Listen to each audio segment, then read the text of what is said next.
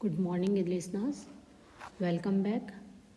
हम पिछले कुछ दिनों से एम्ब्रियोनिक इंडक्शन टॉपिक जो है वो डिस्कस कर रहे हैं। मैं doctor Krishna Mishra, associate professor zoology, सम्राट पृथ्वीराज चौहान राजकीय महाविद्यालय Ajmer, BSc part first MDS university के जूलॉजी का पेपर थर्ड जो कि डेवलपमेंटल बायोलॉजी है वो आप सब लोगों के साथ शेयर कर रही हूँ, उसे आप लोगों के साथ डिस्कस कर रही हूँ। इसमें हमने एम्ब्रियोनिक इंडक्शन के पहले 3 लेक्चर्स जो हैं वो हम कर चुके हैं, कंप्लीट कर चुके हैं। आज इसका 4th लेक्चर है और इसमें हम बात करेंगे primary induction and grey crescent. ये ग्रे क्रीसेंट क्या होता है?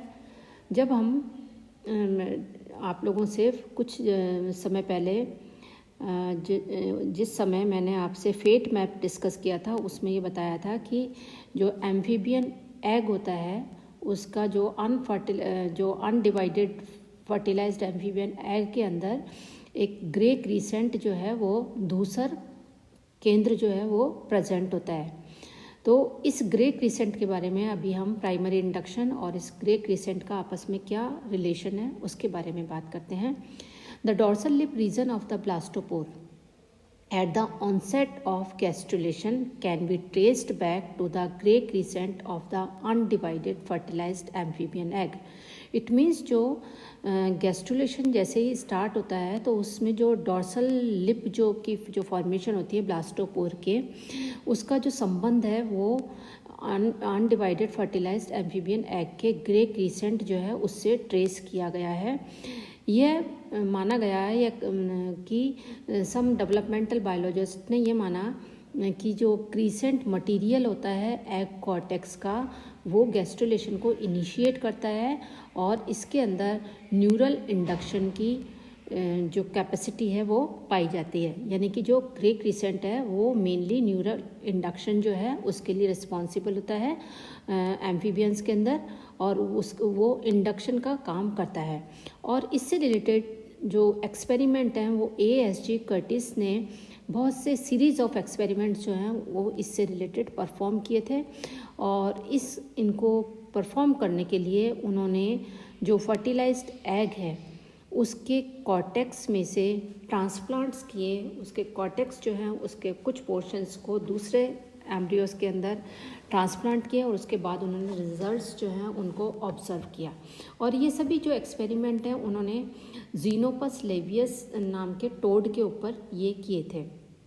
एक एक्सपेरिमेंट के अंदर जो कर्टिस जो हैं उन्होंने एक एक्सपेरिमेंट के अंदर जो कॉर्टेक्स का ग्रे क्रिसेंट है उसको वहाँ से एक्साइज किया, उसको वहाँ से जो है वो काटा फर्टिलाइज एग के ऊपर से, और उन्होंने यह देखा कि सेल डिवीज़न के बाद में, यानी कि सेल डिवीज़न तो हुए, क्लीवेज तो हुए उस फर्टिलाइज्ड एग के अंदर, लेकिन जो है वो गैस्ट्रुलेशन जो है वो नहीं हुआ।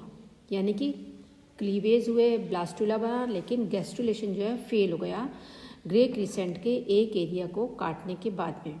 दूसरे एक्सपेरिमेंट में कर्टिस ने देखा कि जो ग्रे क्रीसेंट है फर्टिलाइज्ड एग का उसको हटाया और इसके जो पोर्शन जो हटाया उसको दूसरे एग के वेंट्रल पोजीशन पे, उसके अधर भाग के ऊपर उन्होंने ट्रांसप्लांट कर दिया। इसका रिजल्ट ये रहा कि egg which receive the graft has 2 grey crescents on opposite side. यानी कि ग्रे क्रीसेंट जो हैं वो एग के ऊपर 2 बन गए।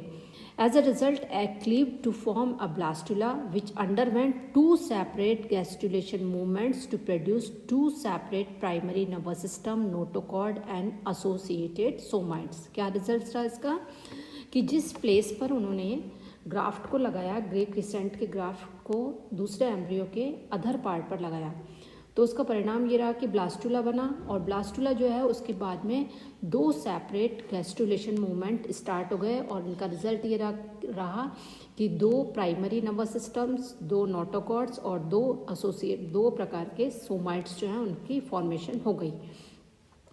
फिर तीसरा एक्सपेरिमेंट कर्टिस ने किया। सिमिलर एक्सपेरिमेंट उन्होंने कंडक्ट किया 8 सेल स्टेज पर। अभी तक जो एक्सपेरिमेंट किए थे वो उन्होंने अनडिवाइडेड फर्टिलाइज्ड एग पर किए थे, यानी कि सिंगल सेल के ऊपर किए थे।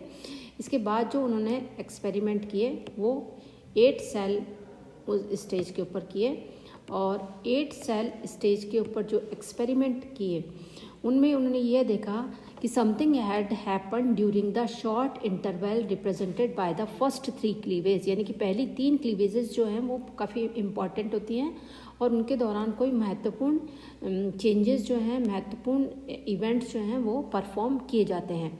Grey crescent cortex of the 8 cell stage still retains its inductive capacity when grafted to younger stages.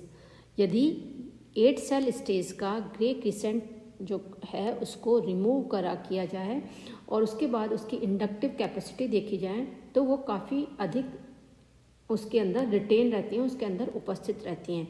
Removal of the grey crescent at this stage no longer inhibits subsequent gastrulations and normal development, the missing crescent properties being replaced from adjacent cortical regions। यानी कि grey crescent की जो वो होती हैं 8 cell stage में, उसमें वो पास वाली कोशिकाओं की तरफ रिप्लेस कर दी जाती हैं। यदि हम उस टाइम ग्रे क्रिसेंट को हटा भी दें तो भी गैस्ट्रुलेशन जो है उसमें नॉर्मल डेवलपमेंट जो है वो होता है। यहाँ पर उनके द्वारा किए गए एक्सपेरिमेंट जो हैं उनको दिखाया गया है। सबसे पहला जो ए जो दिखाई दे रहा है उसमें इन्होंने अनक्लीव्ड एग, यानी कि जो single celled fertilised egg zygote है, जायगोट से कॉर्टिकल ग्रे क्रिसेंट जो है उसको हटाया। ये यहाँ पर आप देख रहे हैं, जायगोट में से उन्होंने इस पोर्शन को रिमूव किया। रिमूव करने के बाद उन्होंने डेवलपमेंट देखा, तो इसमें ये तो हुआ कि डिवीजन तो हुए, क्लीवेज तो हुआ, लेकिन जो गैस्ट्रुलेशन है वो नहीं हुआ, गैस्ट्रुलेशन जो है वो परफॉर्म नहीं हुआ। दूसरे एक्सपेरिमेंट इन्होंने 8 सेल स्टेज के साथ किया, यानी कि 3 क्लीवेज डिवीज़न होने के पश्चात किया। यहाँ पर इन्होंने कॉर्टेक्स में से ग्रे क्रिसेंट जो है उसका एक पोर्शन जो है उसको रिमूव कर दिया। रिमूव करने के बाद जब इन्होंने डेवलपमेंट जो है स्टडी किया तो देखा कि डेवलपमेंट जो है वो नॉर्मल हुआ और एम्ब्रियो जो है वो नॉर्मल एम्ब्रियो की फॉर्मेशन हो गई। तीसरे एक्सपेरिमेंट में क्या किया कि एक एग जो है वो फर्टिलाइज्ड एग लिया, यानी कि जायगोट लिया, जिसके अंदर किसी भी तरीके के क्लीवेज डिवीज़न नहीं हुए हैं, और इसमें से ग्रे क्रिसेंट जो है, यानी कि जो धूसर इसका क्षेत्र है, वहाँ से एक पोर्शन, एक पार्ट को इन्होंने रिमूव किया और रिमूव करके दूसरे एम्ब्रियो के 8 सेल स्टेज जो है उसमें उसके लोअर पोर्शन अधर पार्ट के ऊपर, यानी कि इसके वेंट्रल पोर्शन के ऊपर इस पोर्शन यहाँ से काट करके और इसको यहाँ पर इम्प्लांट कर दिया, ट्रांसप्लांट कर दिया। इसके बाद भी इन्होंने जब डेवलपमेंट को स्टडी किया तो नॉर्मल ही जो एम्ब्रियो है उसका डेवलपमेंट हुआ। नेक्स्ट जो फोर्थ एक्सपेरिमेंट है, फोर्थ एक्सपेरिमेंट में इन्होंने जो किया कि graft of the grey crescent cortex from the 8 cell stage to the ventral margin of the 1 stage cell, यानी कि यहाँ पर इन्होंने एक एम्ब्रियो ऐसा लिया जिसमें 3 क्लीवेज के डिवीज़न हो गए थे, यानी कि 8 सेल स्टेज जो है ब्लास्टुला बन चुका था, और उसमें से इन्होंने ग्राफ्ट लिया ग्रे क्रिसेंट का और उसको दूसरे एम्ब्रियो पे जिसमें कि क्लीवेज नहीं हुआ है उस एम्ब्रियो के वेंट्रल मार्जिन के ऊपर ट्रांसप्लांट किया। यहाँ से लिया और इस वेंट्रल मार्जिन पर ट्रांसप्लांट किया। तो इन्होंने जो रिजल्ट देखा वो बड़े सरप्राइजिंग थे कि एक सेकेंडरी एम्ब्रियोनिक एक्सिस जो है उसका डेवलपमेंट हो गया। यहाँ पर देखिए आप, ये तो है प्राइमरी जो ओरिजिनल एम्ब्रियोनिक एक्सिस है, और यहाँ पर ये सेकेंडरी एम्ब्रियोनिक एक्सिस जो है वो दिखाई देने लग गई। तो इस तरीके से इन्होंने अलग अलग एक्सपेरिमेंट्स किए और इन एक्सपेरिमेंट्स के रिजल्ट्स को शो किया। According to the Curtis, a change in the cortical organization spread across the surface of the egg during the second and third cleavages, यानी कि जब सेकेंड और थर्ड क्लीवेज होते हैं उस दौरान जो कॉर्टिकल ऑर्गेनाइजेशन है उसके अंदर एक चेंज होता है, और वो चेंज जो है वो पूरी की पूरी सरफेस के ऊपर फैल जाता है। Starting from the grey crescent, when this change is completed, interaction probably of a biophysical nature can take place among various parts of the cortex. अब अपन आते हैं mechanism of neural induction. Neural induction की mechanism क्या है? इसमें दो तरीके की मैकेनिज्म जो है वो एक तरह से जो है मानी गई हैं। Development of ectoderm overlying the roof of the archenteron into neural tissue suggest a direct action upon the ectodermal cells either by surface interactions और बाय केमिकल मीडिएशन। यानी कि दो तरीके से हो सकता है ये जो मैकेनिज्म है वो या तो सरफेस इंटरेक्शन की वजह से हो सकता है या फिर केमिकल मीडिएशन की वजह से हो सकता है।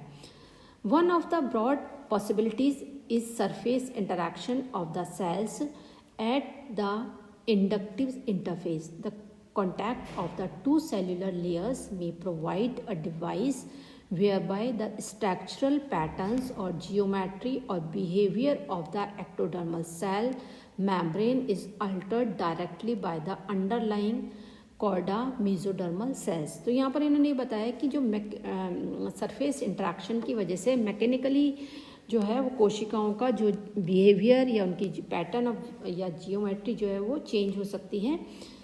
Thus, the spatial configuration of the chorda mesoderm membrane might induce a change in the spatial configuration of the ectodermal cell membrane। यानी कि जो कॉर्डा मेसोडर्मल सेल्स होती हैं वो एक्टोडर्मल सेल मेम्ब्रेन जो है उनका कॉन्फ़िगरेशन जो है उसको चेंज कर सकती हैं। This in turn producing a interior of the cell changes that determine its development into neural plate. A morphological arrangement of this kind could account for quick and effective transmission of the inductive effect. Now we will come to the another broad possibilities. It is a chemical mediation of the inductive effect. Therefore, a chemical substance or substances produced and released by inducing chorda mesodermal cells at the archenteron ectoderm interface may act upon and enter the ectodermal cells to initiate cellular activities leading to the neural development। इसके according क्या होता है कि जो chorda mesodermal layer होती है की कोशिकाएं होती हैं उन कोशिकाओं से उन सेल्स से एक केमिकल जो है वो प्रोड्यूस होता है और ये केमिकल जो है वो एक्टोडर्मल सेल्स के ऊपर जाकर के आर्केंट्रॉन की एक्टोडर्मल सेल्स जो हैं उनके साथ उनके पास चला जाता है और वहाँ पर एक्टोडर्मल सेल्स जो हैं उनके अंदर इस केमिकल की वजह से सेल्यूलर एक्टिविटीज़ जो होती हैं वो स्टार्ट हो जाती हैं, इनिशिएट हो जाती हैं और इनकी वजह से न्यूरल डेवलपमेंट होता है। A deal evidence favour the idea of exchange of material between the cells and also suggest that a diffusible substance may act as effective inductive stimulus. Main जो अभी तक आइडिया जो माना गया है वो एक केमिकल मटेरियल जो है उसके डिफ्यूज़न के बारे में ही सपोर्ट्स जो हैं वो मिलते हैं। तो इस तरीके से जो मेन मैकेनिज्म जो है वो केमिकल मीडिएशन जो है उसी को फ़िलहाल माना गया है, उसी के बारे में प्रूफ्स जो हैं वो अवेलेबल हुए हैं। तो ये अभी हमने आज इस बारे में बात की। अब हम मैकेनिज्म जो है इसी को लेकर के फर्दर अपने नेक्स्ट जो लेक्चर है उसको में डिस्कस करेंगे। Thank you.